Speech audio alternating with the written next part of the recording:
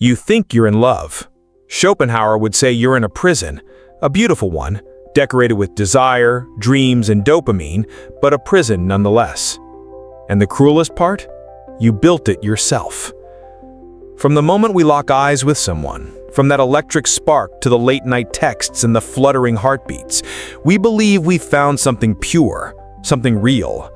But Schopenhauer warned us, love isn't about happiness, it's about survival. Not yours, but the species. Your feelings? Engineered. Your heartbreak? Programmed. You are not the author of your love story. You are a character, written by biology and tricked by evolution. Most people never realize this. They chase the high, crash into heartbreak, and repeat, again and again. But you clicked on this video, and what you're about to hear may change how you see every relationship, past, present, and future. Subscribe now, because this channel doesn't give you hope, it gives you clarity. Before we dive deeper into love's deception, we need to understand the man who first exposed it. Arthur Schopenhauer wasn't just a philosopher, he was philosophy's great pessimist. Born in 1788, in a world still reeling from Enlightenment optimism, Schopenhauer came with a thunderous rejection of all that naive hope. While others spoke of reason, progress, and purpose, Schopenhauer offered something darker and, perhaps, more honest. In his seminal work, The World as Will and Representation, 1818, he laid the groundwork for a philosophy that didn't center around logic or morality, but around will. To him, will was a blind, irrational force embedded in all life, compelling us to desire, to act, to suffer.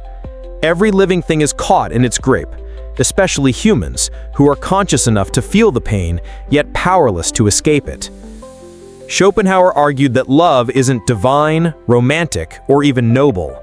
It is a biological con, orchestrated by the will to ensure reproduction, often at the cost of individual happiness. He didn't hate love because he was bitter. He hated it because he saw it clearly. And what he saw is what we'll unravel next. We like to believe that love is sacred, an emotion unique to the human soul. We write songs about it, film entire industries around it, and risk everything just to feel it. But to Arthur Schopenhauer, love wasn't a miracle, it was a mechanism, a trick of nature. In his words, love is the cunning of the species to ensure its survival. That flutter in your chest, that ache of longing, that magnetic pull toward someone, it's not divine intervention, it's the will to life, nature's invisible hand, guiding you toward a mate who offers the best chance of producing viable offspring. You don't love because it's poetic. You love because your genes are fighting to replicate themselves, and they'll hijack your emotions to get what they want.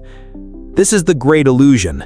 We think we are choosing, but really, we are being chosen by instinct, by chemistry, by biology. The eyes we find attractive, the voice that draws us in, the scent that ignites desire, these aren't accidents, they're signals. Signals our subconscious has been trained to respond to, often without us realizing it. Modern dating only amplifies this illusion. Swipe left, swipe right. We believe we're in control, that we're hunting for love like rational consumers. But behind that glowing screen, the ancient machinery of evolutionary psychology still churns. The reason she prefers taller men, or why he's drawn to a particular hip-to-waist ratio, it's not culture, it's coded. We aren't falling in love, we're being pulled into it. Schopenhauer argued that nature doesn't care about your fulfillment, it only cares about continuity. Love, in this view, isn't for your benefit, it's for the species.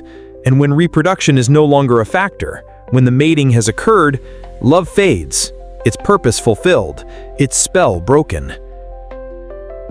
Have you ever looked back on someone you once loved obsessively and wondered, what was I thinking? That's the program shutting down. And yet, we keep going back. Why? Because the will is tireless. It doesn't stop. It doesn't care. You are not the master of your love story. You're the vessel. Comment below if you've ever felt manipulated by your own desires. We're about to go deeper down the rabbit hole. From fairy tales to Hollywood blockbusters, we are fed a single story from childhood that love is the ultimate prize, that somewhere out there is the one, perfect, destined, complete. But Schopenhauer would argue this story is a lie, a necessary one, a biological one, and ultimately a dangerous one. Romantic idealism, he believed, is not the product of truth, but of nature's manipulation. The notion of a soulmate isn't a spiritual destiny, it's evolutionary bait. The emotional highs we chase, the desperate yearning, the fireworks, the poetic pain, all of it is a calculated illusion engineered to get us to mate, to continue the species, nothing more. Once that biological purpose is fulfilled, reproduction, or the illusion of its potential, nature lifts the veil. The spell breaks. What we once called passion turns into boredom, or worse, resentment. As Schopenhauer wrote, love is nothing but a trap nature uses to ensure the continuity of the species. This explains why so many relationships that began with fire often end in ashes. The love fades, and we're left confused, heartbroken, jealous, obsessive. But these aren't anomalies. They are design features. Nature doesn't care if you're happy, it only cares if you reproduce. Throughout history, this conflict between idealism and reality played out in brutal ways. Royal marriages of convenience, affairs hidden behind respectable facades, entire dynasties built on betrayal, compromise, and duty, not passion. Yet modern culture, especially social media, has doubled down on the fantasy. Filtered photos, curated couple goals, and dopamine-driven dating apps all feed our addiction to the idea of love, not love itself. Psychologically, Schopenhauer's view paints us as addicts to our own hormones. We chase oxytocin like junkies, confusing emotional spikes for spiritual truth. But the moment the high fades, we're disillusioned, desperate to recapture what was never real in the first place. So the question becomes, are you truly in love, or just under nature's influence? If Schopenhauer thought love in the 19th century was a cruel trick of nature, imagine what he'd say about dating in the 21st century. The world we've created, or rather, the world that's been created for us, has taken that ancient biological illusion and turned it into a hyper-accelerated marketplace. Swipe left, swipe right, filter, ghost, repeat. Dating apps have gamified reproduction. We no longer meet through genuine connection or shared life. We meet through algorithms designed to maximize engagement, not compatibility. We're not choosing partners, we're shopping for bodies. This is the ultimate commodification of the human experience. Schopenhauer believed we were already puppets of the will to life, driven by unconscious forces we barely understand. But now, we've built entire platforms that exploit those forces with chilling precision. Lust, loneliness, insecurity, status, it's all for sale, disguised as choice. Social media acts as an artificial mating market, a showroom of curated perfection. Every post, every selfie, every candid moment is part of a silent competition for attention, for validation, for value. High value versus low value partners. It's evolutionary psychology twisted into capitalism. We're not dating people, we're evaluating assets. And what's the result? Burnout, emotional detachment, hookup culture with no substance, situationships that drain rather than fulfill. We've never been more connected, yet intimacy has never felt more distant. Take the recent case of a viral TikTok couple who broke up on live stream. Millions watched the emotional collapse of a relationship, not as tragedy, but entertainment. Their love became content. Their pain became data. Schopenhauer warned us that love was never about individual happiness, but about the species using us. Today, that same manipulation has gone digital, and we're still too distracted to notice. If love is nature's trick, a cruel performance to keep the species going, then why does it cut so deep when it ends? Why does heartbreak feel like mourning a death? Schopenhauer didn't see this pain as incidental. He believed it was built into the system. According to him, Every love story ends in tragedy, through rejection, betrayal, boredom, or death. The outcome doesn't matter. The pain is inevitable, because pain is the price the individual pays so the species can survive. We like to believe our pain means something, that heartbreak is proof of how much we cared, how deeply we felt. But Schopenhauer challenges that. He says our suffering isn't noble, it's not romantic, it's just another form of servitude to the blind will to life. You're not grieving a soulmate. You're experiencing withdrawal from a hormonal addiction. Oxytocin, dopamine, adrenaline, these chemicals flood you during infatuation, binding you to someone like a drug. And like all drugs, when the supply ends, withdrawal begins. We call it lovesickness.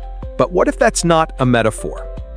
People become obsessed. They stalk, spiral, lash out, or sink into depression. And culture often romanticizes this, the idea that true love must hurt, that your suffering proves the depth of your feeling. But maybe, Schopenhauer would say, pain isn't depth. Pain is a warning sign, a clue that the system is broken, or worse, that it's functioning exactly as designed, just not for your benefit. We chase fantasy, we cling to illusions, we project meaning where there may be none. The more we try to force happiness out of love, the more it resists. Because love, under this system, was never meant to serve you. This is the heart of Schopenhauer's pessimism. The species doesn't care about your happiness. It only cares about its survival. And that's the bitter pill, realizing that the suffering you thought was personal might just be mechanical. Is it possible to escape the machinery of love, this biological, psychological, and cultural trap? Or are we doomed to repeat the cycle? Desire, illusion, pain, and emptiness.